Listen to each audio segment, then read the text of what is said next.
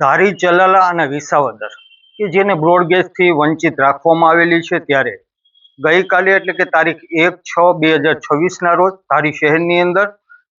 જનજાગૃતિ અને સાથે જ જાગૃત લોકોએ એક સહી ઝુંબેશ કરેલી હતી અને જેમાં મોટી સંખ્યામાં ધારી શહેરના શહેરીજોને ખૂબ ખૂબ સાથ અને સહકાર આપેલો હતો। ત્યારે આજ રોજ જિલ્લા કલેક્ટર અધિકારીને એક આવેદન પત્ર પાઠવવામાં આવેલું છે, જેમાં અમારી વ્યાજબી માંગણી છે કે ધારી, ચલાલા અને વિસાવદર સુધી બ્રોડગેજ સુવિધાથી જે વંચિત લોકોને રાખવામાં આવેલા છે તેમને સુવિધા આપવામાં આવે। અગાઉ આવું કંઈક આંદોલન થયું હતું।